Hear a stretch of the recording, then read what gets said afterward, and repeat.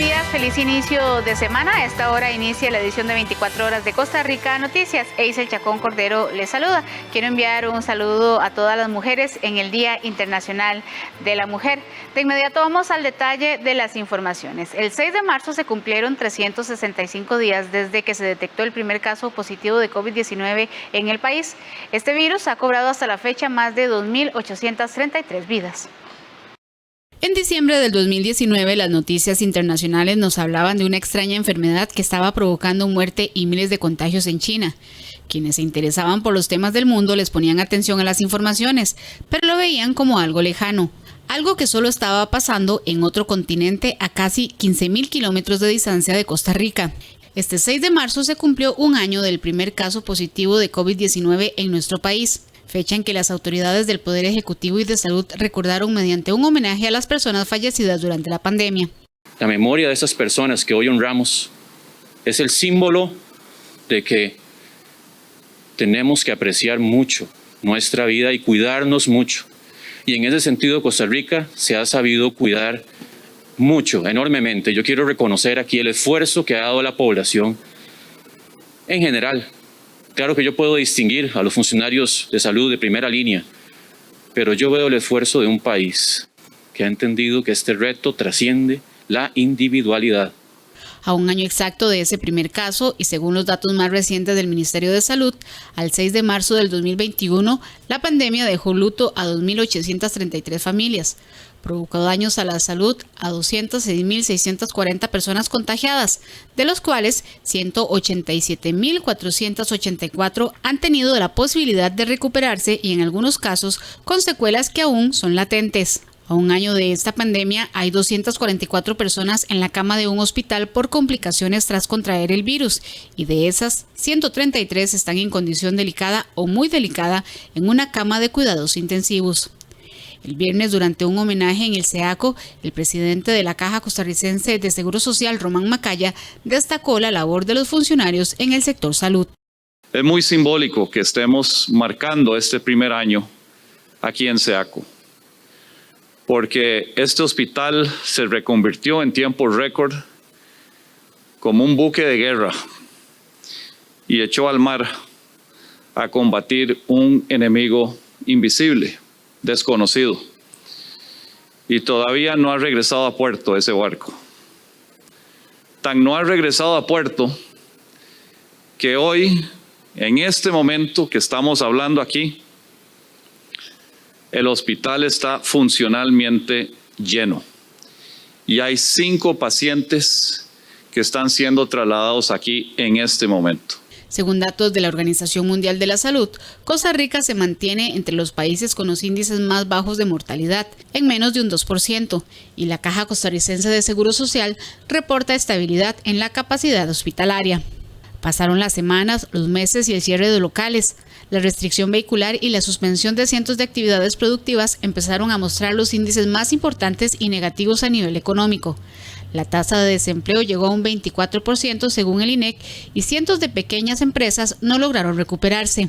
A partir de este lunes 8 de marzo le presentaremos un informe especial en las ediciones regulares de Costa Rica Noticias, que mostrarán cuál es la realidad de Costa Rica a un año de la pandemia. La pandemia no solo afectó la salud física de los ciudadanos, sino también repercutió en la salud mental. Un estudio realizado por la UNED y por la Universidad Nacional evidenció que el 32% de la población sufrió de depresión en este primer año de pandemia. Hace un año la pandemia por COVID-19 se instaló en nuestro país, afectando la salud física de la población, la economía nacional y la salud mental de miles de personas. El estrés, el miedo y la incertidumbre generó síntomas como irritabilidad, problemas de sueño e incremento en los consumos de alcohol.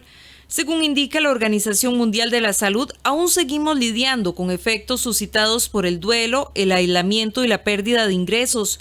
Además, el estudio Salud Mental y las relaciones con el entorno en tiempos de COVID-19, elaborado por la Universidad Estatal a Distancia y la Universidad Nacional, indican que el 32% de la población sufrió una afectación grave en su salud mental durante el primer año de pandemia. Asimismo, el informe revela un aumento del 50% en estados depresivos entre marzo y octubre del 2020. El estudio estatal, que contó con la participación de más de 6.700 personas, también evidenció que la pandemia afectó emocionalmente a las mujeres en mayor medida. También destaca que personas con rangos de edades entre los 36 a 40 y 51 a 55 años mostraron las puntuaciones más altas de posibles cuadros de depresión, ansiedad o miedo. Esto produjo irritabilidad, problemas de ansiedad. Lo que ocurre en momentos de crisis, lo que pasó en esta pandemia, es que todas esas emociones es como si reflotaran. Todo lo que estaba como por abajo de la superficie hace que en estos momentos de incertidumbre y en estos momentos de crisis exploten. Y bueno, y eso produjo un montón de problemas de ansiedad sobre todas las cosas y también depresiones. Según los resultados, la estabilidad laboral fue un factor determinante de la afectación producida durante la pandemia y los investigadores determinaron que a mayor estabilidad, menor ansiedad. Los psicólogos recomiendan reflexionar sobre la nueva realidad en todos sus aspectos, aceptar lo que sucede y reflexionar sobre qué ha aprendido en este tiempo y qué cambios quiere hacer en su vida. Esto le permitirá ser positivo y potenciar sus fortalezas personales. Un grupo de personas se hace pasar por trabajadores de la empresa GBM dedicada a servicios de tecnología informática para robar información sensible a los usuarios. La empresa advierte que este tipo de procedimientos se hacen únicamente a través de su página web, aunque nunca se piden datos relacionados con las tarjetas o las cuentas bancarias. Las estafas, los robos y los engaños a través de plataformas virtuales se hacen frecuentes. Por ello, la empresa GBM alerta a las personas de una nueva técnica que se está utilizando para sustraer datos sensibles de las personas. Con la excusa de procesos de falso reclutamiento, un grupo de personas recolecta información de carácter sensible, como números de tarjetas y accesos a cuentas bancarias. Es por ello que la empresa alerta a los usuarios que este tipo de procesos se hacen únicamente a través de la web www.gbm.net/empleos y en todo caso nunca se solicitan datos relacionados con las tarjetas o las cuentas bancarias. El gerente de ciberseguridad de la empresa brinda una serie de consejos para evitar ser víctimas de estas situaciones. Hoy quiero compartir con ustedes una serie de recomendaciones para poder prevenir y evitar ser víctima de este tipo de estafas. La primera de ellas es siempre corroborar la fuente de la información que nos están facilitando por correo electrónico o vía teléfono. La mejor forma es investigar en el sitio web oficial de la empresa o en las principales redes sociales de la organización.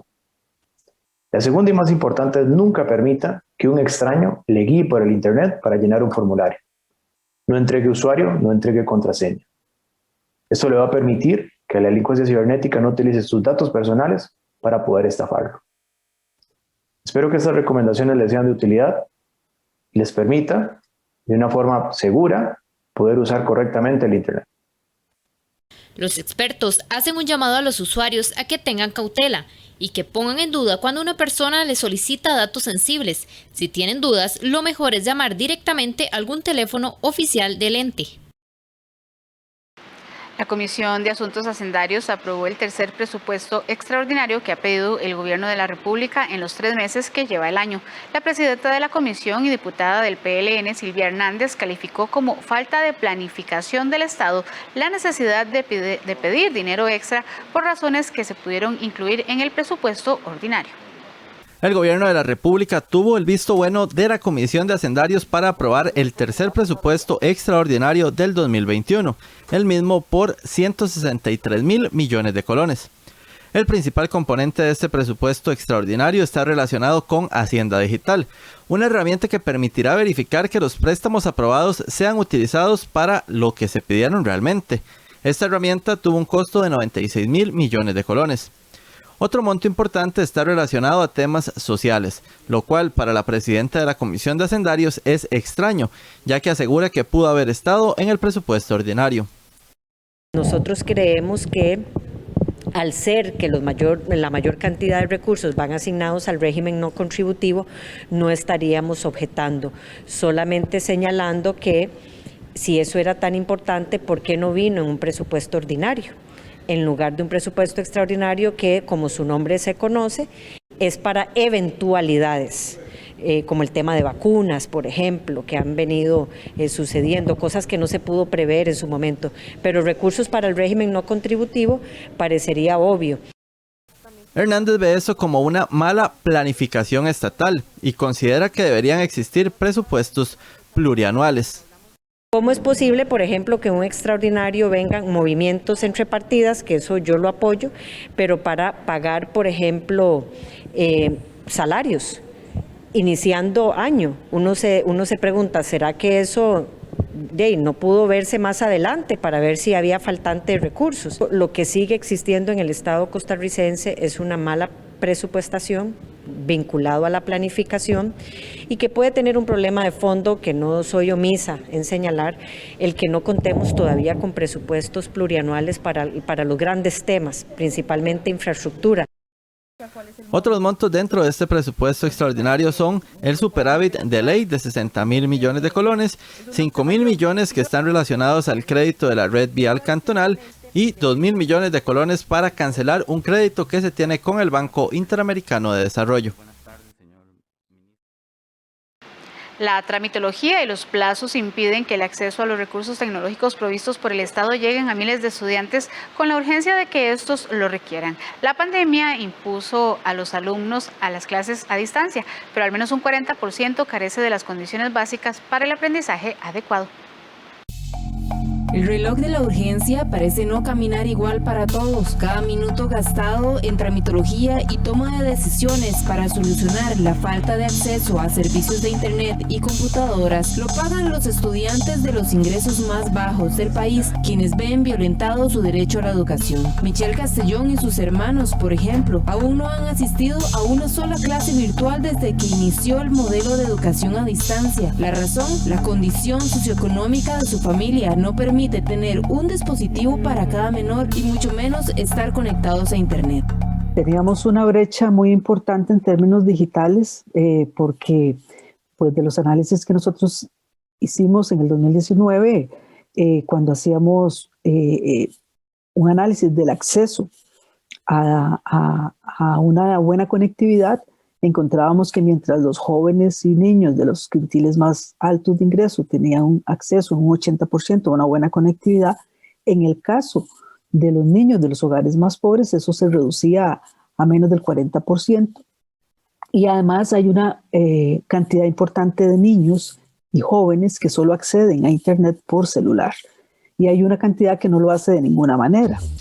Ante esta realidad, ¿en qué se está trabajando? La respuesta es compleja. No existe un plan país exclusivamente destinado a cerrar las brechas educativas tecnológicas que se exacerbaron con la pandemia. En el 2020, pues, se han generado iniciativas, proyectos de ley, ¿verdad? Hay varios proyectos de ley en la Asamblea Legislativa tratando de resolver un poco el tema de cómo se generan esas condiciones. Pero bueno, tenemos una institucionalidad que ha sido lenta en la respuesta, hay que decirlo así, ¿verdad? Y necesitamos resolver esto cuanto antes, porque la educación a distancia, si no se da, no es la mejor educación. En esas condiciones, todos regresen a la presencialidad.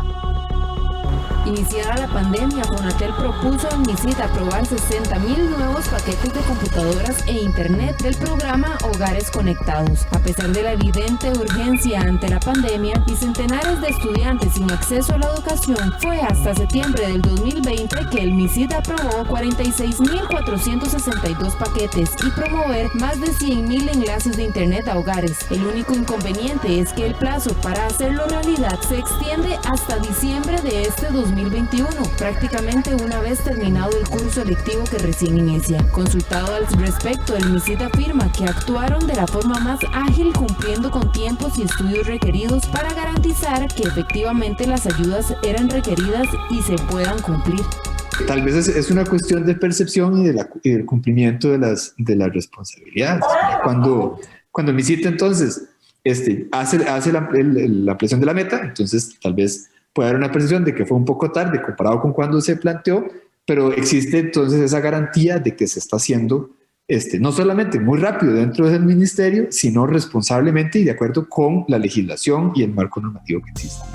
Ahora, en el proceso de ejecución, Fonatel achaca al Instituto Mixto de Ayuda Social, IMAS, la lentitud en la asignación de los beneficiarios, ya que ellos deben de realizar el estudio socioeconómico de las familias que se verían beneficiadas y enviarlas para que sean asignados los recursos. Otra de las propuestas es la entrega de 86.812 computadoras y tabletas a estudiantes de bajos recursos, igual a través de Fonatel, con una inversión total de $45 millones.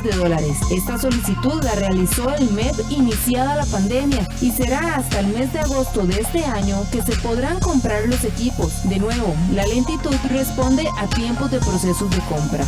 El MISIT está apoyando un proyecto de ley que se llama el Programa Nacional de Alfabetización Digital, que propone es un programa, un conjunto de proyectos que proponen no solamente desarrollar espacios en los que se pueden trabajar la alfabetización digital, es decir, la adquisición de estas herramientas, ¿verdad?, sino también los mismos contenidos que son necesarios. Esta propuesta de ley promovida por el gobierno pretende completar el programa de conexiones de escuelas que ya tiene avanzado el MEP para beneficiar a más de 2.000 centros educativos y a unos 721.000 alumnos. Adicionalmente, el MEP ha logrado equipar a jóvenes y niños a través de donaciones con organizaciones privadas, y entre los esfuerzos directos más recientes destaca el paquete de conexión de internet a bajo costo con el ICE, que pretende beneficiar a 200.000 estudiantes de escasos recursos. La urgencia por cerrar la brecha tecnológica quizá no fuera tanta si la pandemia no hubiera llegado a apurar el paso del gigante que camina lento, y aunque se han realizado esfuerzos, lo cierto del caso es que no son suficientes para cerrar las brechas en la educación costarricense.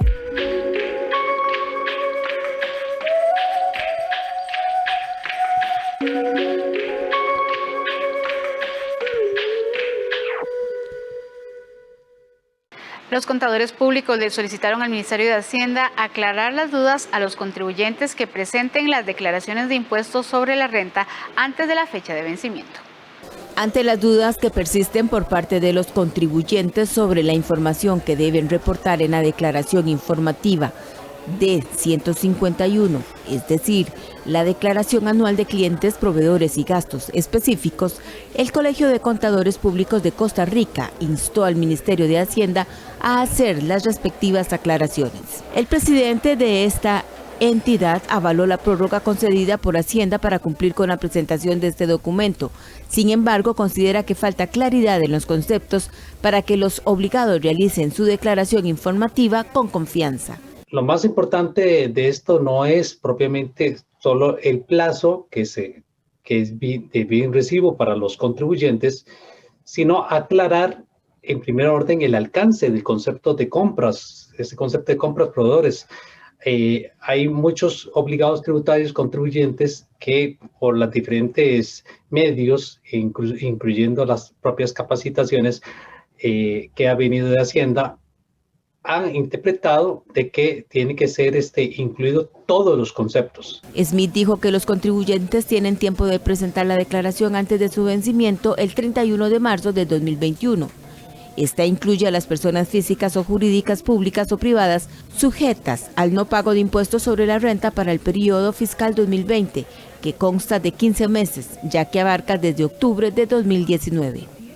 Y entendemos que es importante que la Dirección General de Tributación, a través de un foro, y el Colegio de Contadores Públicos de Costa Rica efectivamente motiva a que se haga ese acompañamiento con el contribuyente para poder entender si efectivamente es por descarte, que tenemos entonces que considerar que no van las transacciones realizadas con las del Estado, incluyendo las instituciones autónomas, los bancos con las del Banco del Sistema Bancario, las municipalidades, los parafiscales, los timbres, los peajes, o al contrario, deben de ir y que efectivamente que la Dirección General haga hincapié en aclarar estos conceptos. La no presentación de esta información puede implicar una infracción mínima de 3 salarios base que oscilaría en más de 1.300.000 colones, según lo establece el artículo 83 del Código de Normas y Procedimientos Tributarios. Vamos a nuestra primera pausa comercial. Ya casi volvemos con más de esta edición de 24 horas de Costa Rica Noticias.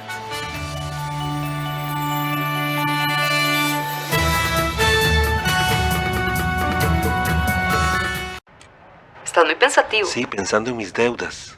El 10 tengo que pagar el carro, el 15 la casa y la tarjeta. Pero hazlo más fácil. Yo unifiqué mis deudas con el BCR. Ahora pago una sola cuota en una sola fecha y... Un solo banco.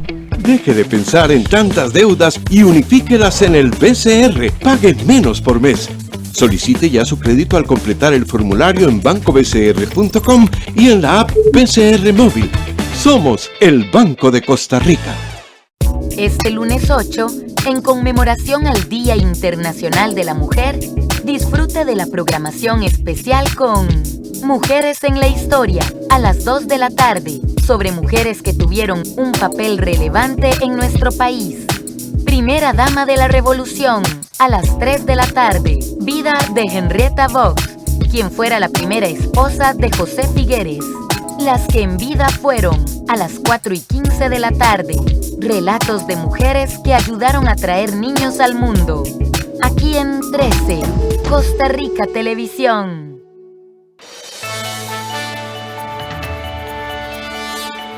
Gracias por continuar con nosotros. Un sistema de alta presión provocará fuertes vientos durante esta semana en el Valle Central y el Pacífico Norte. Según el Instituto Meteorológico Nacional, estas ráfagas podrían alcanzar velocidades entre los 70 y los 90 kilómetros por hora. El inicio de semana traerá pocas nubes, pocas posibilidades de lluvia, días soleados pero fuertes vientos. Según informó el Instituto Meteorológico Nacional, un sistema de alta presión provocará vientos entre los 70 y 90 kilómetros por hora, principalmente en el Valle Central y Pacífico Norte. Un rango bastante moderado, particularmente en Guanacaste y acá en el Valle Central, en los sectores montañosos.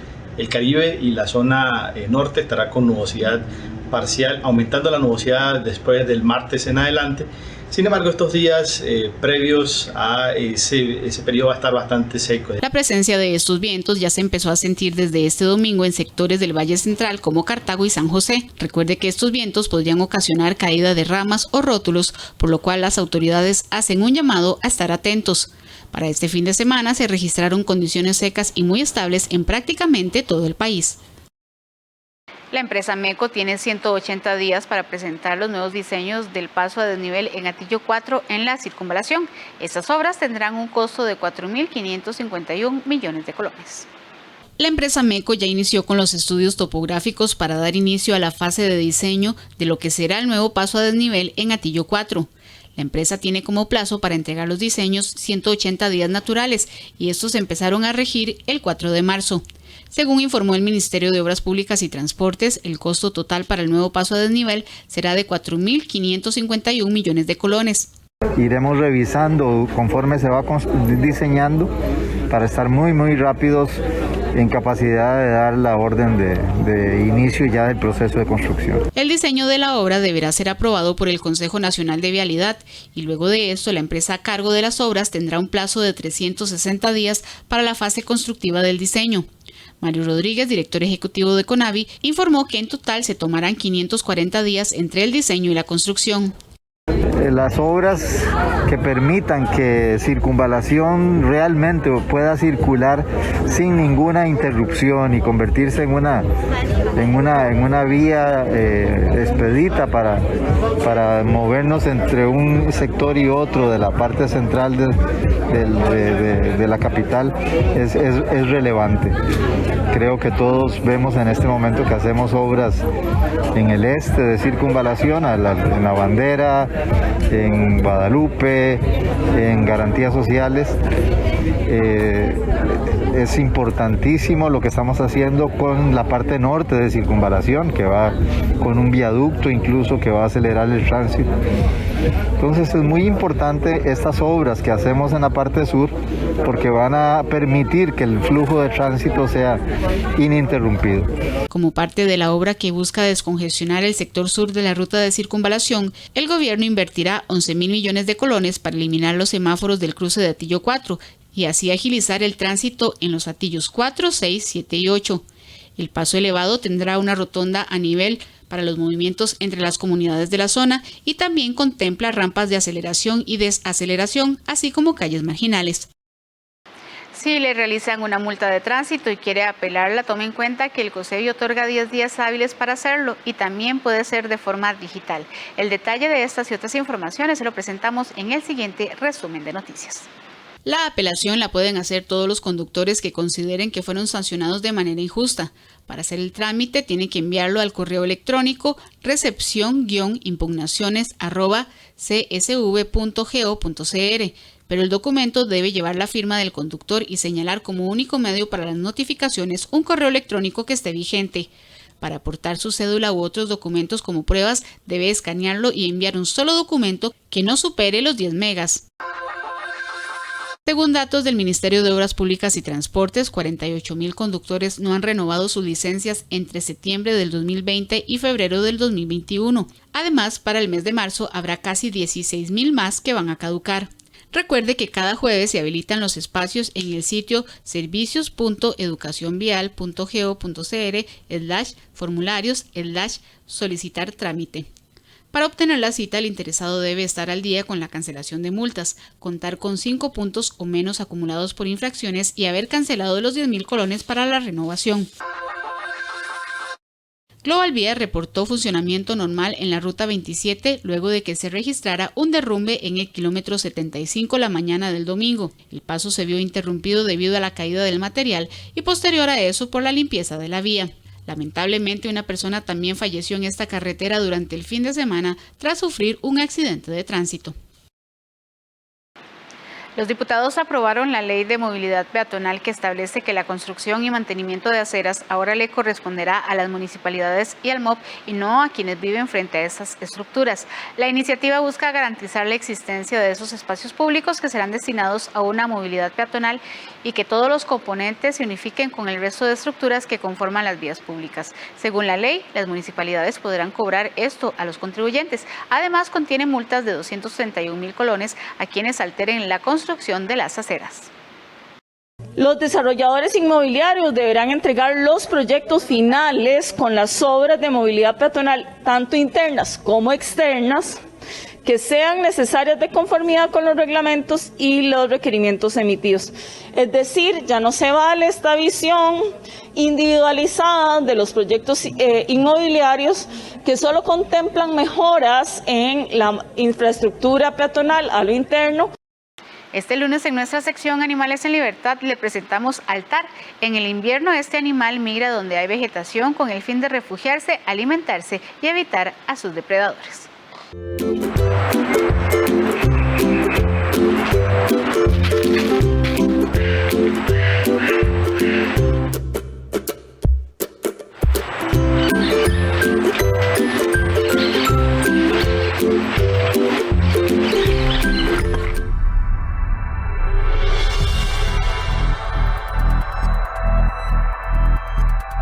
El tar del Himalaya es un animal imponente. Es un mamífero emparentado con la cabra salvaje. Tiene una cabeza pequeña, sus orejas son puntiagudas y también pequeñas, y sus ojos son grandes. Posee cuernos que van hasta atrás de la cabeza y tiene un abrigo magnífico de invierno. Su melena es como la de un león. Exhiben gruesos abrigos de lana de color rojizo y capas de fondo grueso. Poseen 2 dedos en los pies. Habita en las montañas del Himalaya desde la India hasta el Tíbet. Tiene una capacidad de subir sobre las rocas sin ninguna preocupación y es magnífico en la nieve. Cuando es molestado o lo asustan, simplemente se escapan por las rocas sin medir ningún peligro perceptible. Se alimenta de los árboles y la hierba. Los machos viven solos y las hembras con su cría y se reúnen solamente en la época de celo.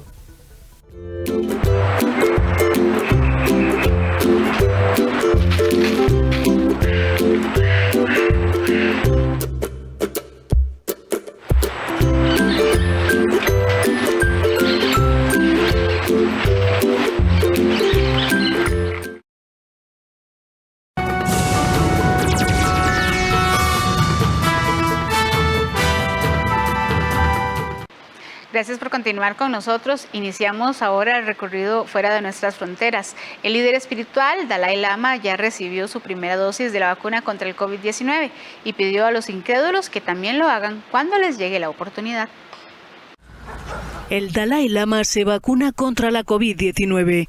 El octogenario líder espiritual tibetano recibió el sábado la primera dosis de la vacuna contra el coronavirus en un hospital de Dharamsala, en el norte de la India, y ha pedido al resto de la población que tenga valor y que haga lo mismo, animando así a los más escépticos. Mi médico y amigos de confianza me aconsejaron que me pusiera la vacuna para evitar problemas graves relacionados con la pandemia. Esta inyección es muy útil, declaró el Dalai Lama. Desde el pasado lunes, la India comenzó una nueva fase en el proceso de inmunización, incluyendo ahora a los mayores de 60 años. Tras administrar 19 millones de dosis, la India espera inmunizar a unos 300 millones de personas en la primera mitad del año. El presidente de los Estados Unidos, Joe Biden, tuvo su primera victoria con el Senado al lograr que aprobaran el plan de rescate de 1.9 billones de dólares para atender los estragos de la pandemia. El Senado estadounidense aprueba un plan de rescate de 1,9 billones de dólares para aliviar los estragos de la pandemia. Es la primera victoria legislativa del nuevo inquilino de la Casa Blanca, que lo califica de paso de gigante. Esta nación ha sufrido demasiado durante demasiado tiempo. Todo en este paquete está diseñado para aliviar el sufrimiento y satisfacer las necesidades más urgentes de la nación y ponerla en una mejor posición para prevenir, empezando por vencer a este virus y vacunar al país. Los recursos de este plan se utilizarán para ampliar y acelerar la fabricación de vacunas, para que podamos conseguir que todos los estadounidenses se vacunen lo antes posible, creo hacia mediados de mayo. La votación a las enmiendas al plan comenzó el viernes antes de mediodía y ha durado más de 24 horas. El proyecto de ley ha sido aprobado con 50 síes y 49 noes. Así mostraba su satisfacción el líder de la mayoría demócrata en el Senado.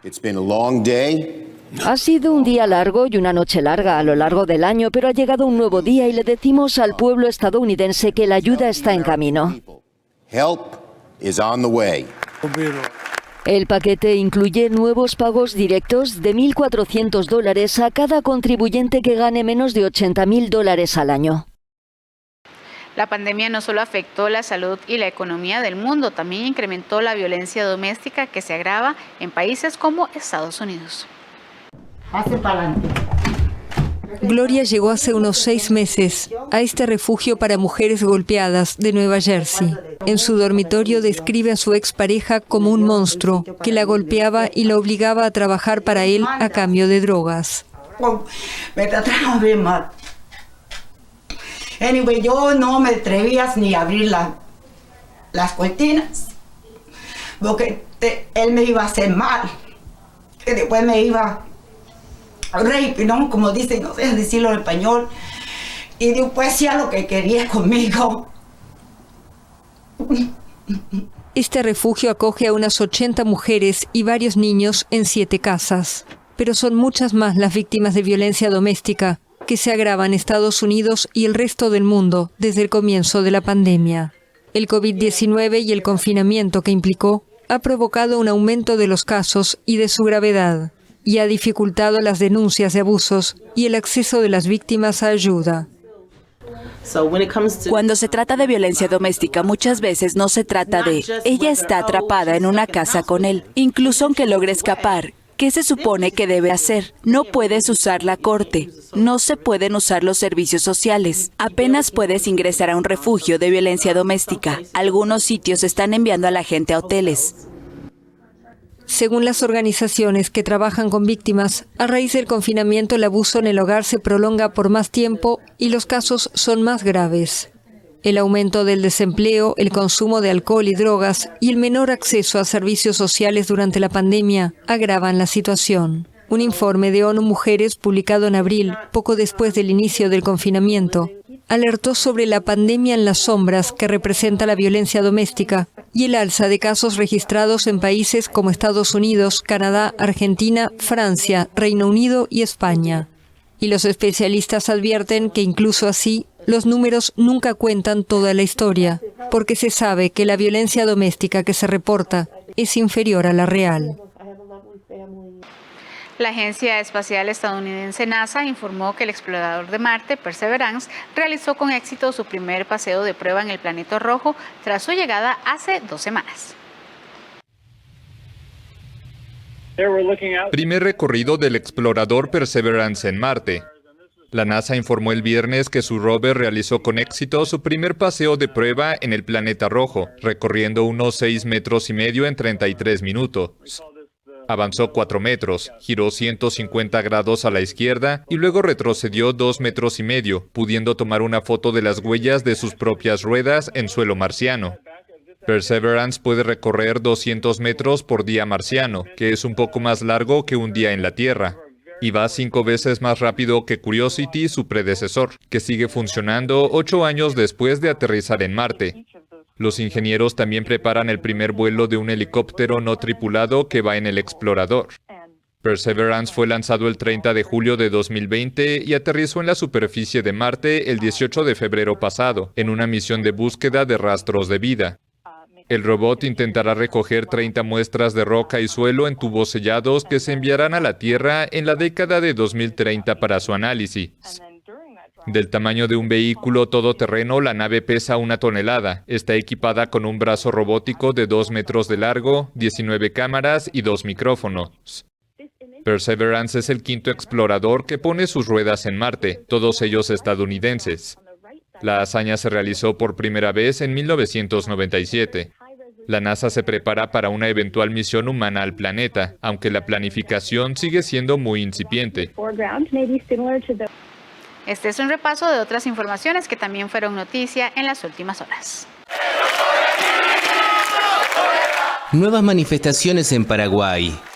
Miles de personas protestaron el sábado para exigir la renuncia del presidente Mario Abdo Benítez por el manejo de la pandemia de coronavirus.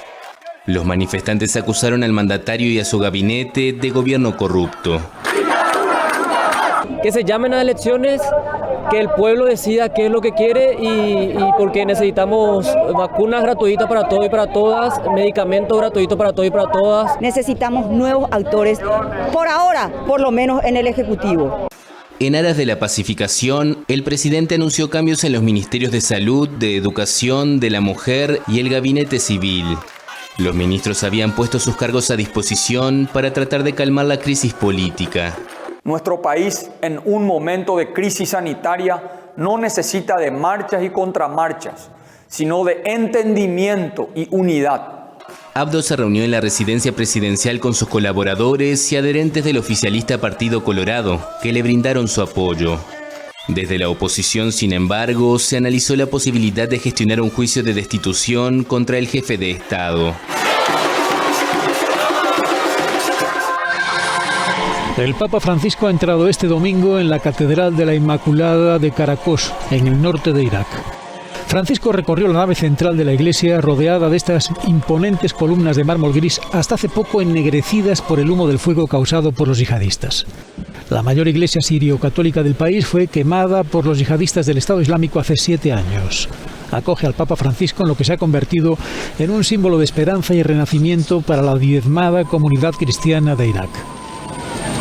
El Papa tenía como principal actividad al llegar a Erbil, la capital del Kurdistán iraquí, visitar iglesias destruidas por los extremistas del Estado Islámico y celebrar una misa al aire libre en lo que es el último día de la primera visita papal a Irak. Francisco rezó por las víctimas de la guerra y elogió a las mujeres iraquíes por su resistencia al sufrimiento durante la agresión de los islamistas. El Papa clamó para que las mujeres sean respetadas y defendidas, en un lugar donde miles de niñas y mujeres cristianas y yazidíes fueron asesinadas o vendidas como esclavas sexuales por el llamado Estado Islámico.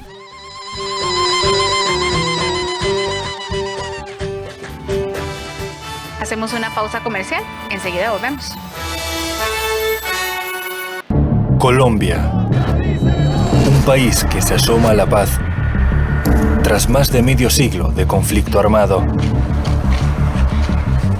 Sobre sus hombros carga con 220.000 víctimas y 6 millones de desplazados. El corresponsal de RT, Francisco Guaita, ha viajado a Colombia, donde el tormento de la guerra aún se siente y donde la paz todavía tiene más forma de ilusión que de realidad.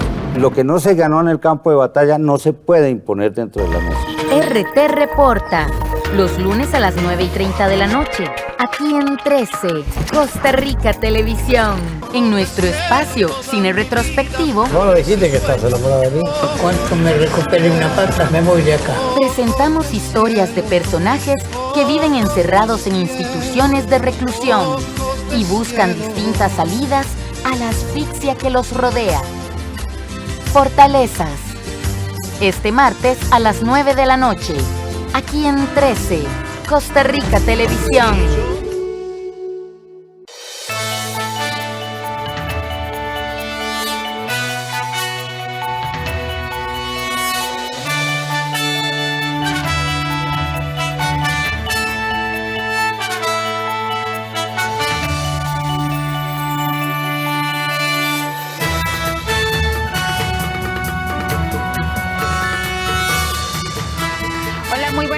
Feliz inicio de semana. A esta hora inicia la edición de 24 horas de Costa Rica Noticias. Eisel Chacón Cordero les saluda. Quiero enviar un saludo a todas las mujeres en el Día Internacional de la Mujer. De inmediato vamos al detalle de las informaciones. El 6 de marzo se cumplieron 365 días desde que se detectó el primer caso positivo de COVID-19 en el país. Este virus ha cobrado hasta la fecha más de 2.833 vidas. En diciembre del 2019, las noticias internacionales nos hablaban de una extraña enfermedad que estaba provocando muerte y miles de contagios en China. Quienes se interesaban por los temas del mundo les ponían atención a las informaciones, pero lo veían como algo lejano, algo que solo estaba pasando en otro continente a casi 15.000 kilómetros de distancia de Costa Rica. Este 6 de marzo se cumplió un año del primer caso positivo de COVID-19 en nuestro país, fecha en que las autoridades del Poder Ejecutivo y de Salud recordaron mediante un homenaje a las personas fallecidas durante la pandemia. La memoria de esas personas que hoy honramos es el símbolo de que tenemos que apreciar mucho nuestra vida y cuidarnos mucho. Y en ese sentido, Costa Rica se ha sabido cuidar mucho, enormemente. Yo quiero reconocer aquí el esfuerzo que ha dado la población en general. Claro que yo puedo distinguir a los funcionarios de salud de primera línea, pero yo veo el esfuerzo de un país que ha entendido que este reto trasciende la individualidad. A un año exacto de ese primer caso y según los datos más recientes del Ministerio de Salud, al 6 de marzo del 2021, la pandemia dejó luto a 2.833 familias. Provocó daños a la salud a 206.640 personas contagiadas, de los cuales 187.484 han tenido la posibilidad de recuperarse y en algunos casos con secuelas que aún son latentes. A un año de esta pandemia hay 244 personas en la cama de un hospital por complicaciones tras contraer el virus y de esas 133 están en condición delicada o muy delicada en una cama de cuidados intensivos. El viernes, durante un homenaje en el SEACO, el presidente de la Caja Costarricense de Seguro Social, Román Macaya, destacó la labor de los funcionarios en el sector salud. Es muy simbólico que estemos marcando este primer año aquí en SEACO, porque este hospital se reconvirtió en tiempo récord como un buque de guerra y echó al mar a combatir un enemigo invisible, desconocido, y todavía no ha regresado a puerto ese barco. Tan no ha regresado a puerto que hoy, en este momento que estamos hablando aquí, el hospital está funcionalmente lleno y hay 5 pacientes que están siendo trasladados aquí en este momento. Según datos de la Organización Mundial de la Salud, Costa Rica se mantiene entre los países con los índices más bajos de mortalidad, en menos de un 2%, y la Caja Costarricense de Seguro Social reporta estabilidad en la capacidad hospitalaria. Pasaron las semanas, los meses y el cierre de locales. La restricción vehicular y la suspensión de cientos de actividades productivas empezaron a mostrar los índices más importantes y negativos a nivel económico. La tasa de desempleo llegó a un 24% según el INEC y cientos de pequeñas empresas no lograron recuperarse. A partir de este lunes 8 de marzo le presentaremos un informe especial en las ediciones regulares de Costa Rica Noticias, que mostrarán cuál es la realidad de Costa Rica a un año de la pandemia. La pandemia no solo afectó la salud física de los ciudadanos, sino también repercutió en la salud mental. Un estudio realizado por la UNED y por la Universidad Nacional evidenció que el 32% de la población sufrió de depresión en este primer año de pandemia. Hace un año la pandemia por COVID-19 se instaló en nuestro país, afectando la salud física de la población, la economía nacional y la salud mental de miles de personas. El estrés, el miedo y la incertidumbre generó síntomas como irritabilidad, problemas de sueño e incremento en los consumos de alcohol. Según indica la Organización Mundial de la Salud, aún seguimos lidiando con efectos suscitados por el duelo, el aislamiento y la pérdida de ingresos. Además, el estudio Salud Mental y las relaciones con el entorno en tiempos de COVID-19, elaborado por la Universidad Estatal a Distancia y la Universidad Nacional, indican que el 32% de la población sufrió una afectación grave en su salud mental durante el primer año de pandemia. Asimismo, el informe revela un aumento del 50% en estados depresivos entre marzo y octubre del 2020. El estudio estatal, que contó con la participación de más de 6.700 personas, también evidenció que la pandemia afectó emocionalmente a las mujeres en mayor medida. También destaca que personas con rangos de edades entre los 36 a 40 y 51 a 55 años mostraron las puntuaciones más altas de posibles cuadros de depresión, ansiedad o miedo. Esto produjo irritabilidad, problemas de ansiedad. Lo que ocurre en momentos de crisis, lo que pasó en esta pandemia, es que todas esas emociones es como si reflotaran. Todo lo que estaba como por abajo de la superficie hace que en estos momentos de incertidumbre y en estos momentos de crisis exploten. Y bueno, y eso produjo un montón de problemas de ansiedad sobre todas las cosas y también depresiones. Según los resultados, la estabilidad laboral fue un factor determinante de la afectación producida durante la pandemia y los investigadores determinaron que a mayor estabilidad, menor ansiedad. Los psicólogos recomiendan reflexionar sobre la nueva realidad en todos sus aspectos, aceptar lo que sucede y reflexionar sobre qué ha aprendido en este tiempo y qué cambios quiere hacer en su vida. Esto le permitirá ser positivo y potenciar sus fortalezas personales.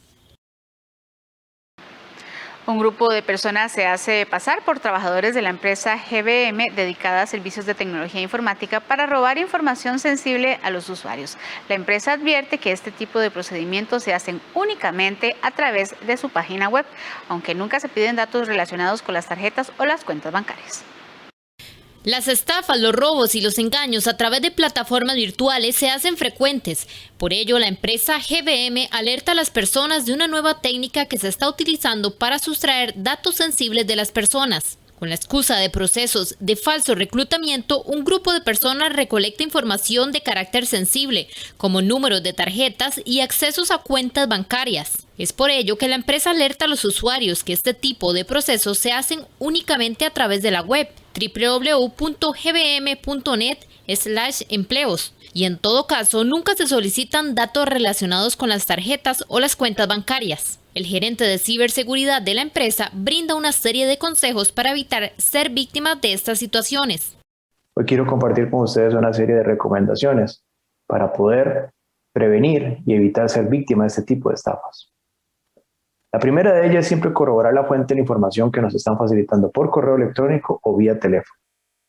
La mejor forma es investigar en el sitio web oficial de la empresa o en las principales redes sociales de la organización. La segunda y más importante es nunca permita que un extraño le guíe por el internet para llenar un formulario. No entregue usuario, no entregue contraseña.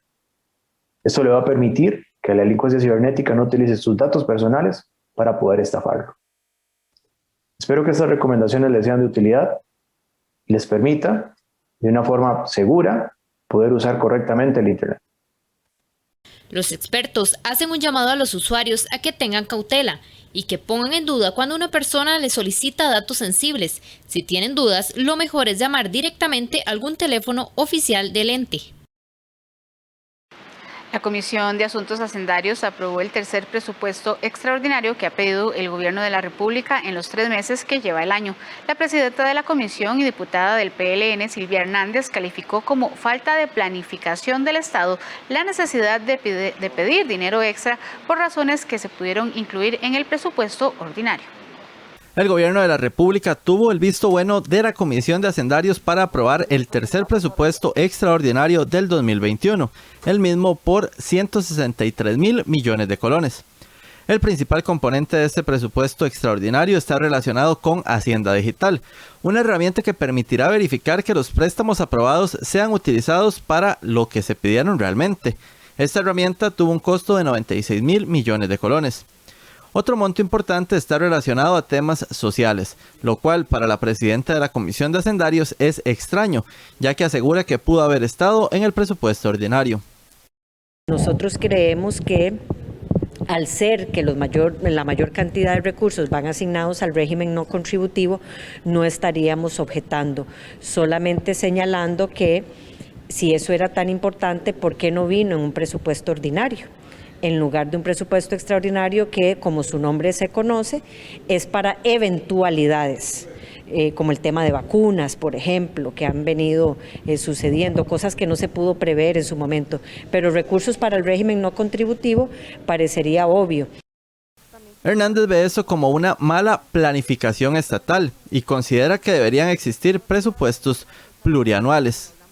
¿Cómo es posible, por ejemplo, que un extraordinario vengan movimientos entre partidas, que eso yo lo apoyo, pero para pagar, por ejemplo, salarios, iniciando año? Uno se pregunta, ¿será que eso no pudo verse más adelante para ver si había faltantes recursos? Lo que sigue existiendo en el Estado costarricense es una mala presupuestación vinculado a la planificación y que puede tener un problema de fondo que no soy omisa en señalar, el que no contemos todavía con presupuestos plurianuales para los grandes temas, principalmente infraestructura. Otros montos dentro de este presupuesto extraordinario son el superávit de ley de 60.000 millones de colones, 5.000 millones que están relacionados al crédito de la red vial cantonal y 2.000 millones de colones para cancelar un crédito que se tiene con el Banco Interamericano de Desarrollo. La tramitología y los plazos impiden que el acceso a los recursos tecnológicos provistos por el Estado lleguen a miles de estudiantes con la urgencia de que estos lo requieran. La pandemia impuso a los alumnos a las clases a distancia, pero al menos un 40% carece de las condiciones básicas para el aprendizaje adecuado.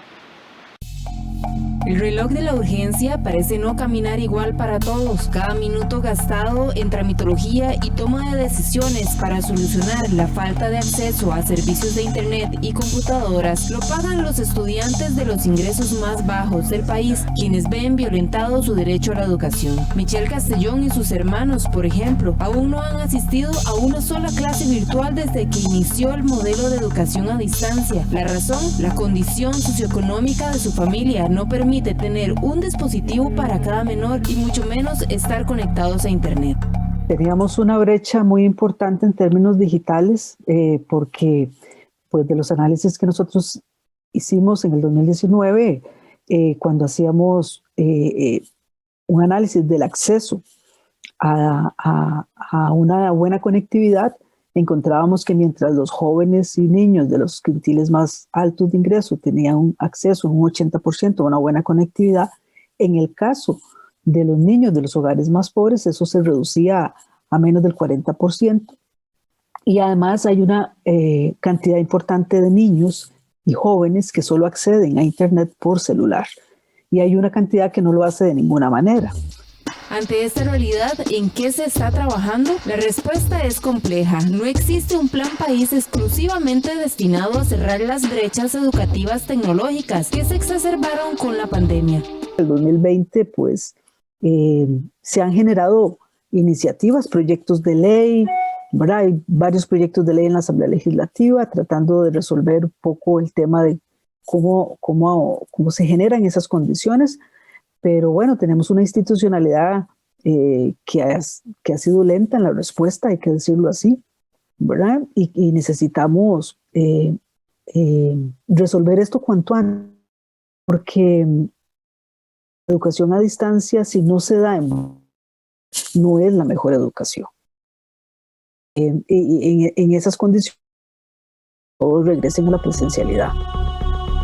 Iniciada la pandemia, Fonatel propuso al MISID aprobar 60.000 nuevos paquetes de computadoras e internet del programa Hogares Conectados. A pesar de la evidente urgencia ante la pandemia y centenares de estudiantes sin acceso a la educación, fue hasta septiembre del 2020 que el MISID aprobó 46.462 paquetes y promover más de 100.000 enlaces de internet a hogares. El único inconveniente es que el plazo para hacerlo realidad se extiende hasta diciembre de este 2021, prácticamente una vez terminado el curso lectivo que recién inicia. Consultado al respecto, el MISID afirma que actuaron de la forma más ágil, cumpliendo con tiempos y estudios requeridos para garantizar que efectivamente las ayudas eran requeridas y se puedan cumplir. Tal vez es una cuestión de percepción y del cumplimiento de las responsabilidades. Cuando el MISID entonces hace la ampliación de la meta, entonces tal vez puede haber una percepción de que fue un poco tarde comparado con cuando se planteó, pero existe entonces esa garantía de que se está haciendo no solamente muy rápido dentro del ministerio, sino responsablemente y de acuerdo con la legislación y el marco normativo que existe. Ahora, en el proceso de ejecución, Fonatel achaca al Instituto Mixto de Ayuda Social, IMAS, la lentitud en la asignación de los beneficiarios, ya que ellos deben de realizar el estudio socioeconómico de las familias que se verían beneficiadas y enviarlas para que sean asignados los recursos. Otra de las propuestas es la entrega de 86.812 computadoras y tabletas a estudiantes de bajos recursos, igual a través de Fonatel, con una inversión total de $45 millones. Esta solicitud la realizó el MEP iniciada la pandemia y será hasta el mes de agosto de este año que se podrán comprar los equipos. De nuevo, la lentitud responde a tiempos de procesos de compra.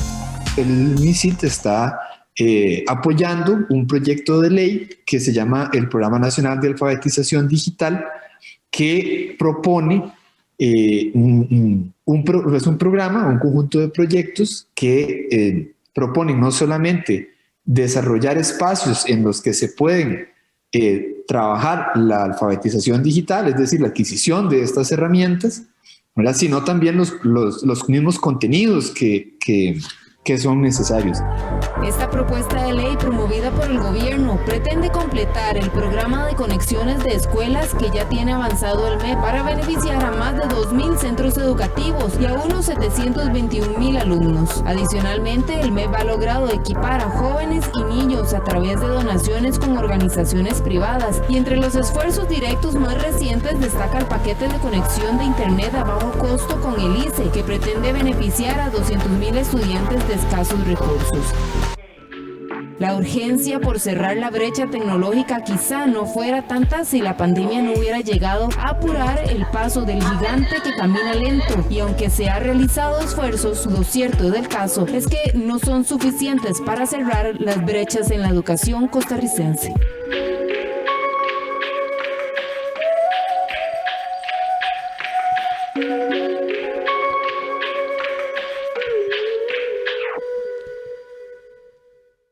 Los contadores públicos le solicitaron al Ministerio de Hacienda aclarar las dudas a los contribuyentes que presenten las declaraciones de impuestos sobre la renta antes de la fecha de vencimiento.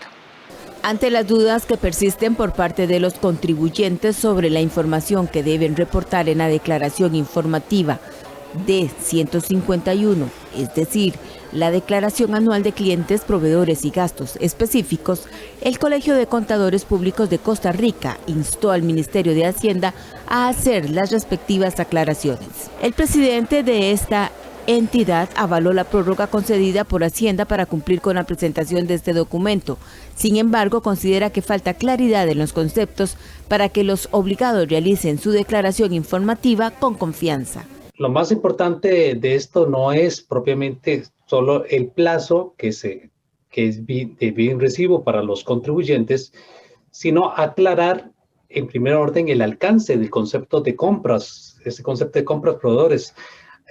Hay muchos obligados tributarios contribuyentes que por los diferentes medios, incluyendo las propias capacitaciones que ha venido de Hacienda, han interpretado de que tiene que ser incluido todos los conceptos. Smith dijo que los contribuyentes tienen tiempo de presentar la declaración antes de su vencimiento el 31 de marzo de 2021.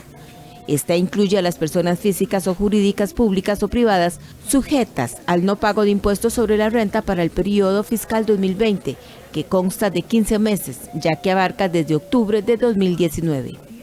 Y entendemos que es importante que la Dirección General de Tributación, a través de un foro, y el Colegio de Contadores Públicos de Costa Rica efectivamente motiva a que se haga ese acompañamiento con el contribuyente para poder entender si efectivamente es por descarte, que tenemos entonces que considerar que no van las transacciones realizadas con las del Estado, incluyendo las instituciones autónomas, los bancos con las del Banco del Sistema Bancario, las municipalidades, los parafiscales, los timbres, los peajes, o al contrario, deben de ir y que efectivamente que la Dirección General haga hincapié en aclarar estos conceptos. La no presentación de esta información puede implicar una infracción mínima de 3 salarios base que oscilaría en más de 1.300.000 colones, según lo establece el artículo 83 del Código de Normas y Procedimientos Tributarios.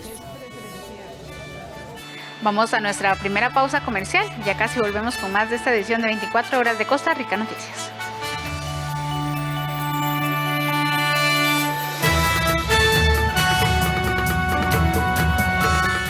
Este lunes 8, en conmemoración al Día Internacional de la Mujer, disfrute de la programación especial con Mujeres en la Historia, a las 2 de la tarde, sobre mujeres que tuvieron un papel relevante en nuestro país.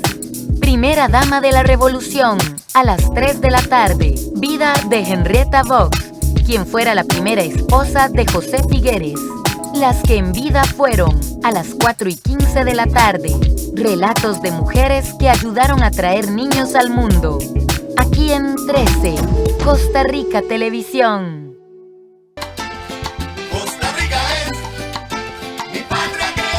Este lunes es 8 de marzo, Día Internacional de la Mujer, y aquí en Café Nacional tenemos un programa muy especial. Y a partir de las 9 de la mañana no se pueden perder Aprendo en Casa para continuar en este proceso educativo a distancia. Los esperamos. Una voz que entona un canto libre y la esperanza tejiendo al futuro. Gracias por continuar con nosotros. Un sistema de alta presión provocará fuertes vientos durante esta semana en el Valle Central y el Pacífico Norte. Según el Instituto Meteorológico Nacional, estas ráfagas podrían alcanzar velocidades entre los 70 y los 90 kilómetros por hora. El inicio de semana traerá pocas nubes, pocas posibilidades de lluvia, días soleados pero fuertes vientos. Según informó el Instituto Meteorológico Nacional, un sistema de alta presión provocará vientos entre los 70 y 90 kilómetros por hora, principalmente en el Valle Central y Pacífico Norte.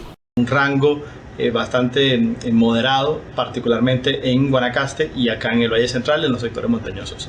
El Caribe y la zona norte estará con nubosidad parcial, aumentando la nubosidad después del martes en adelante. Sin embargo, estos días previos a ese periodo va a estar bastante seco. La presencia de estos vientos ya se empezó a sentir desde este domingo en sectores del Valle Central como Cartago y San José. Recuerde que estos vientos podrían ocasionar caída de ramas o rótulos, por lo cual las autoridades hacen un llamado a estar atentos. Para este fin de semana se registraron condiciones secas y muy estables en prácticamente todo el país. La empresa MECO tiene 180 días para presentar los nuevos diseños del paso a desnivel en Atillo 4 en la circunvalación. Estas obras tendrán un costo de 4.551 millones de colones. La empresa MECO ya inició con los estudios topográficos para dar inicio a la fase de diseño de lo que será el nuevo paso a desnivel en Atillo 4. La empresa tiene como plazo para entregar los diseños 180 días naturales y estos empezaron a regir el 4 de marzo.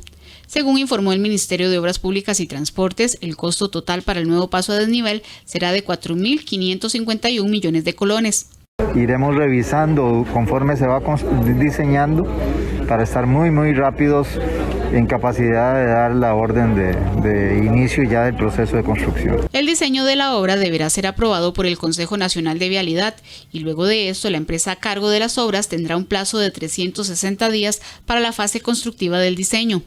Mario Rodríguez, director ejecutivo de CONAVI, informó que en total se tomarán 540 días entre el diseño y la construcción. Las obras que permitan que Circunvalación realmente pueda circular sin ninguna interrupción y convertirse en una vía expedita para movernos entre un sector y otro de la parte central de la capital es relevante. Creo que todos vemos en este momento que hacemos obras en el este de Circunvalación, en la Bandera, en Guadalupe, en Garantías Sociales. Es importantísimo lo que estamos haciendo con la parte norte de Circunvalación, que va con un viaducto incluso que va a acelerar el tránsito.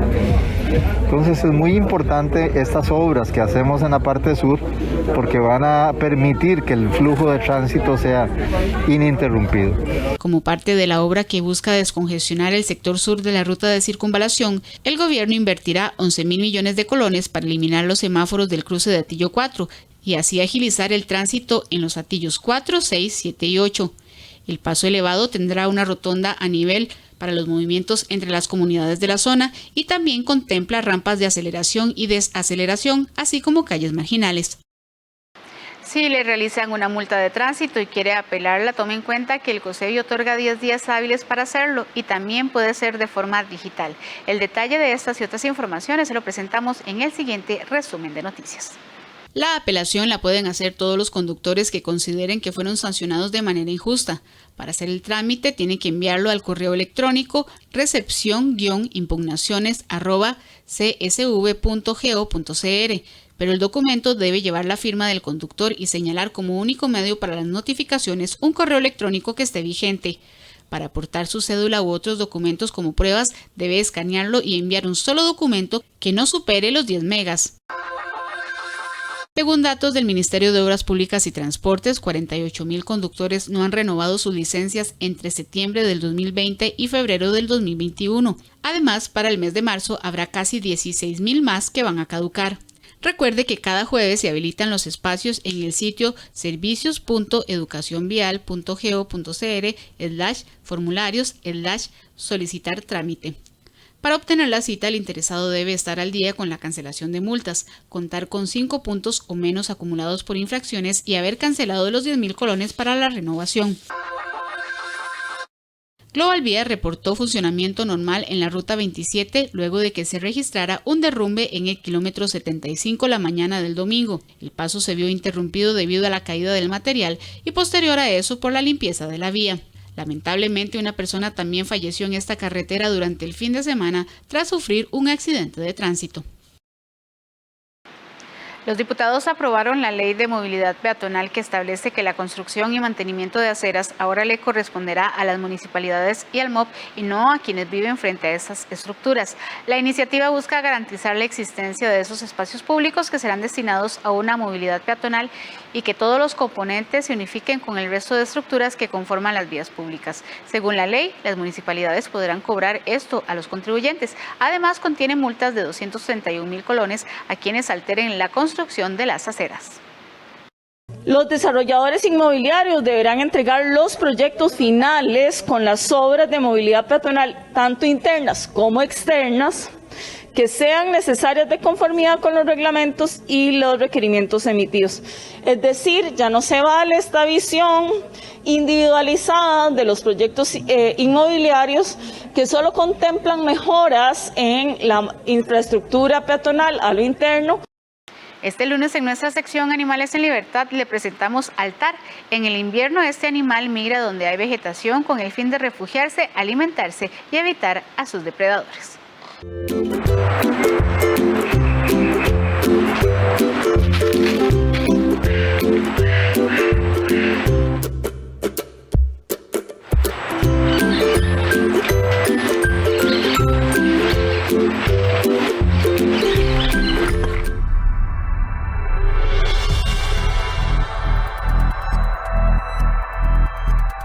El tar del Himalaya es un animal imponente.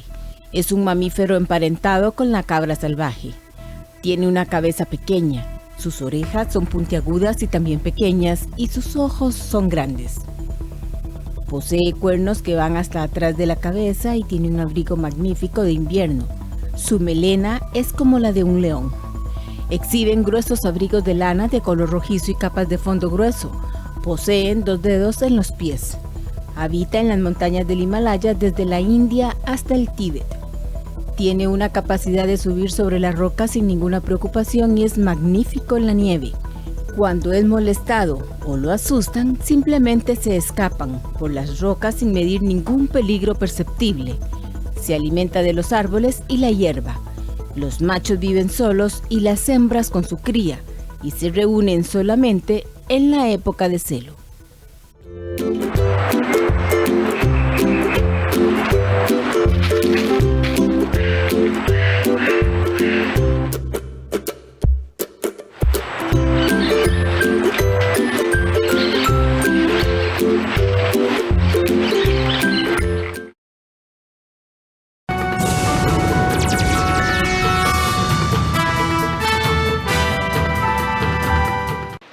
Gracias por continuar con nosotros. Iniciamos ahora el recorrido fuera de nuestras fronteras. El líder espiritual, Dalai Lama, ya recibió su primera dosis de la vacuna contra el COVID-19 y pidió a los incrédulos que también lo hagan cuando les llegue la oportunidad. El Dalai Lama se vacuna contra la COVID-19. El octogenario líder espiritual tibetano recibió el sábado la primera dosis de la vacuna contra el coronavirus en un hospital de Dharamsala en el norte de la India y ha pedido al resto de la población que tenga valor y que haga lo mismo, animando así a los más escépticos. Mi médico y amigos de confianza me aconsejaron que me pusiera la vacuna para evitar problemas graves relacionados con la pandemia. Esta inyección es muy útil, declaró el Dalai Lama. Desde el pasado lunes, la India comenzó una nueva fase en el proceso de inmunización, incluyendo ahora a los mayores de 60 años. Tras administrar 19 millones de dosis, la India espera inmunizar a unos 300 millones de personas en la primera mitad del año. El presidente de los Estados Unidos, Joe Biden, tuvo su primera victoria con el Senado al lograr que aprobaran el plan de rescate de $1.9 billones para atender los estragos de la pandemia. El Senado estadounidense aprueba un plan de rescate de $1,9 billones para aliviar los estragos de la pandemia. Es la primera victoria legislativa del nuevo inquilino de la Casa Blanca, que lo califica de paso de gigante. Esta nación ha sufrido demasiado durante demasiado tiempo. Todo en este paquete está diseñado para aliviar el sufrimiento y satisfacer las necesidades más urgentes de la nación y ponerla en una mejor posición para prevenir, empezando por vencer a este virus y vacunar al país. Los recursos de este plan se utilizarán para ampliar y acelerar la fabricación de vacunas, para que podamos conseguir que todos los estadounidenses se vacunen lo antes posible, creo hacia mediados de mayo. La votación a las enmiendas al plan comenzó el viernes antes de mediodía y ha durado más de 24 horas. El proyecto de ley ha sido aprobado con 50 síes y 49 noes. Así mostraba su satisfacción el líder de la mayoría demócrata en el Senado. Ha sido un día largo y una noche larga a lo largo del año, pero ha llegado un nuevo día y le decimos al pueblo estadounidense que la ayuda está en camino. Help is on the way. El paquete incluye nuevos pagos directos de $1.400 a cada contribuyente que gane menos de $80.000 al año. La pandemia no solo afectó la salud y la economía del mundo, también incrementó la violencia doméstica que se agrava en países como Estados Unidos. Gloria llegó hace unos 6 meses a este refugio para mujeres golpeadas de Nueva Jersey. En su dormitorio describe a su expareja como un monstruo que la golpeaba y la obligaba a trabajar para él a cambio de drogas. Me trataron bien mal. Anyway, yo no me atrevía ni a abrir las cortinas porque él me iba a hacer mal.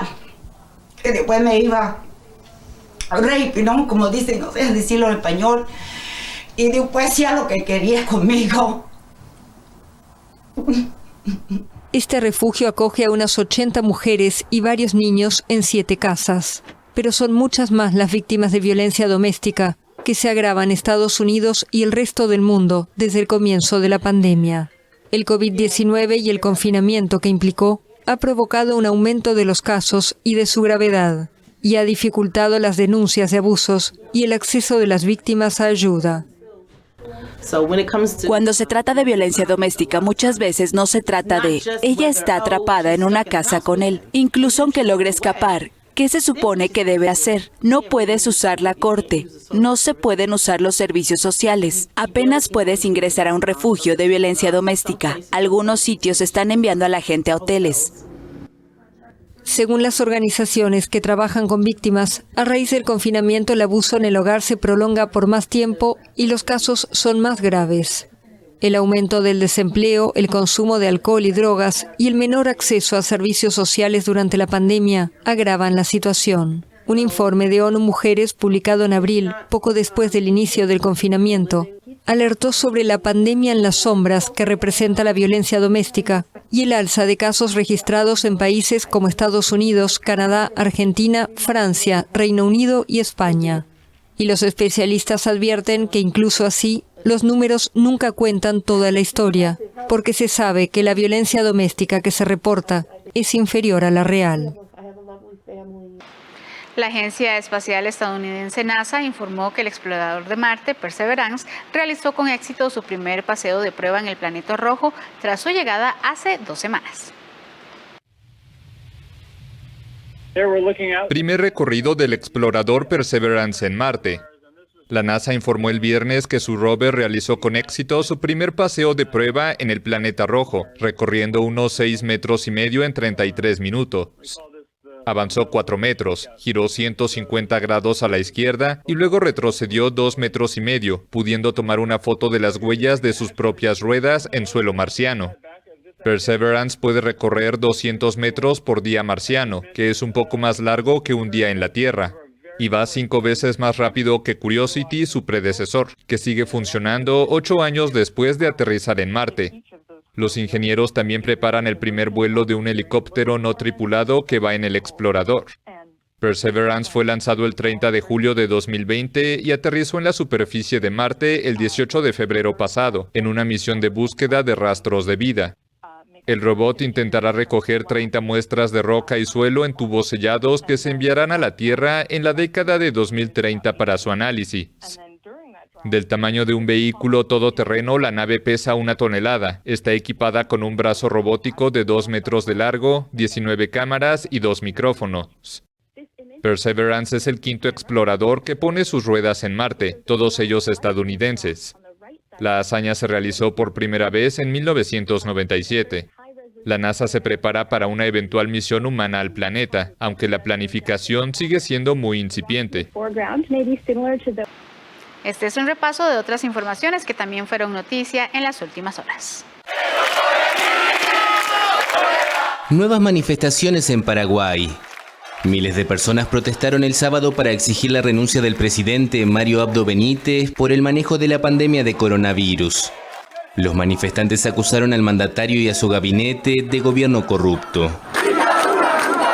Que se llamen a elecciones, que el pueblo decida qué es lo que quiere y porque necesitamos vacunas gratuitas para todos y para todas, medicamentos gratuitos para todos y para todas. Necesitamos nuevos actores, por ahora, por lo menos en el Ejecutivo.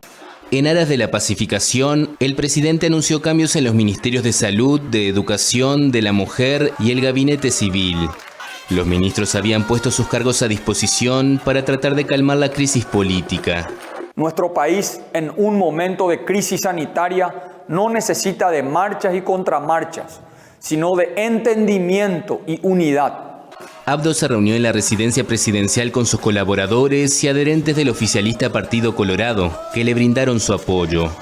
Desde la oposición, sin embargo, se analizó la posibilidad de gestionar un juicio de destitución contra el jefe de Estado.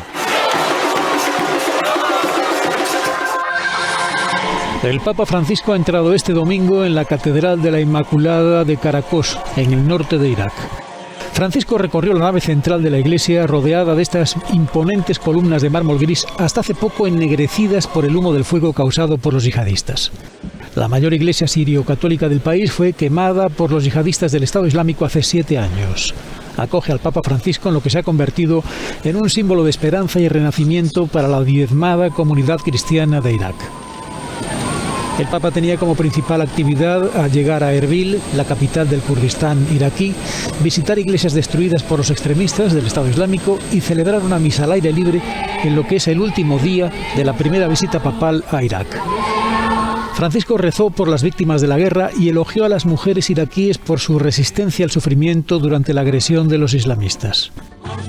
El Papa clamó para que las mujeres sean respetadas y defendidas, en un lugar donde miles de niñas y mujeres cristianas y yazidíes fueron asesinadas o vendidas como esclavas sexuales por el llamado Estado Islámico.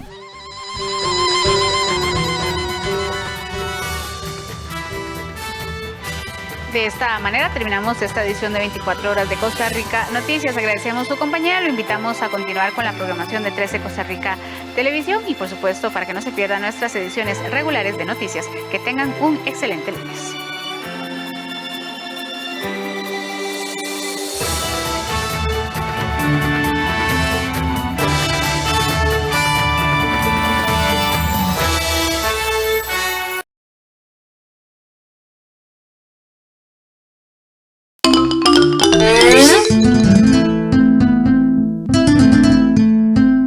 Pero esto no está bien dicho.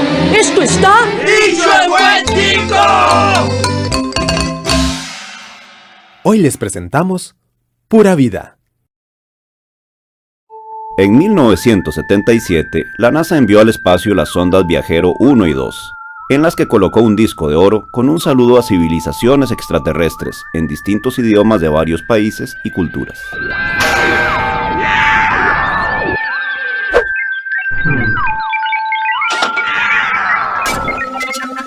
Bonjour tout le monde. Здравствуйте. Приветствую вас. Konnichiwa. ¿O genki desu ka? Por supuesto, los extraterrestres nunca respondieron al saludo terrícola.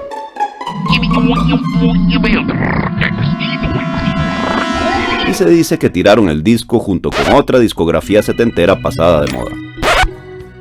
Sin embargo, algo muy distinto habría ocurrido si la Tierra hubiera enviado un satélite hecho en Costa Rica, con un acetato de ritmo sabroso, y sobre todo con el saludo más conocido de este país tropical. ¡Pura vida, marcianillos! Un saludo muy grande desde Costa Rica y una invitación a que se vengan a puravidear un rato.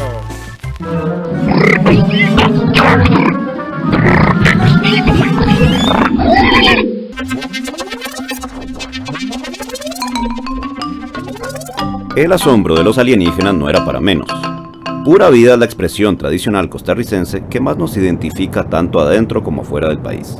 Y así como mamá y papá son las primeras palabras que aprenden a decir los bebés al venir al mundo, Mamá, papá. ¡Qué divino, macho! pura y vida son las primeras palabras que aprenden a decir los extranjeros al venir a Costa Rica. Pura vida. ¡Ay, qué divino, macho! Si se hiciera una resonancia magnética de la mente del tico promedio, ahí aparecería de fijo registrado su pura vida.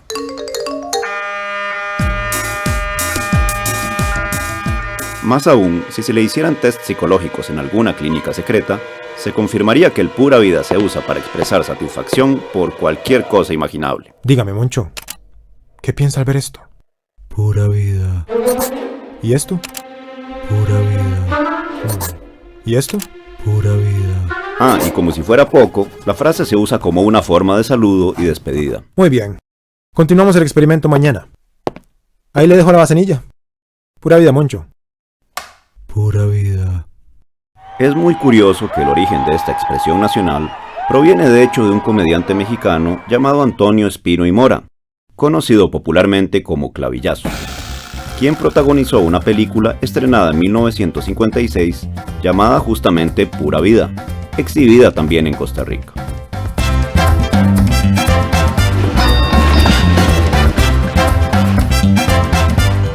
En la película, Clavillazo interpreta a Melquíades Ledesma, un tipo que atrae la mala suerte a tal punto que el alcalde de su pueblo natal lo obliga a exiliarse. No obstante, Melquíades solo ve la parte buena de la situación, e incluso le agradece al alcalde por el honor de alquilarle un bus solo para él, diciéndole: Es usted muy amable, y es usted pura vida. Y esta es la frase que el personaje de Clavillazo usa a través de toda la película para mostrar su contento y satisfacción, la cual fue adoptada por nuestro pueblo. Ahora bien, antes de que se burlen maliciosamente de que nuestra expresión nacional provenga de un comediante extranjero, observo que solo en nuestro país esta frase podía encontrar significado auténtico. En México, esta frase y este personaje fueron considerados simplemente una bufonada chistosa, lejana de la realidad. Pinche Melquíades, lo tratan mal y siempre dice pura vida. Pues nadie puede ser tan tarugo. En cambio, en Costa Rica la actitud de Melquíades era un comportamiento completamente normal, que reflejaba uno de los aspectos más fundamentales de nuestra idiosincrasia desde nuestros orígenes, la de siempre verle el lado bueno a las cosas. ¿Qué vacilón ese personaje? Mi tata y mis primos son igualitos. No los molesta. Pura vida como Melquíades, pura vida todo. ¡Pura vida! ¡Pura vida! No era pues de extrañar que esta frase fuera tan bien acogida en nuestro país, que parece estar habitado por miles y miles de clavillazos. Por eso, ser costarricense significa solo ver el lado pura vida de la vida. Y cualquier cosilla fea que aparezca, pues ni modo, a como dé lugar, también será pura vida.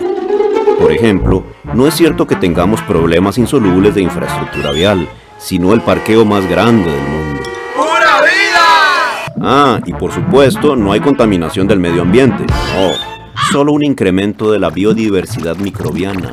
¡Pura vida! Y sobra decir que no tenemos políticos corruptos. Lo que tenemos son los más espectaculares artistas del ilusionismo, la desaparición y el escapismo mágico.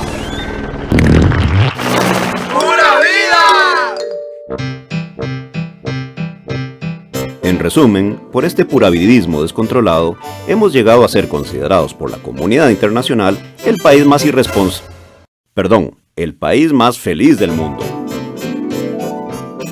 Y el pura vida es tan contagioso a nivel planetario que quizás los únicos que puedan estudiarlo sin perder la noción objetiva de la realidad sean seres de una civilización extraterrestre, con una inteligencia muy superior a la nuestra.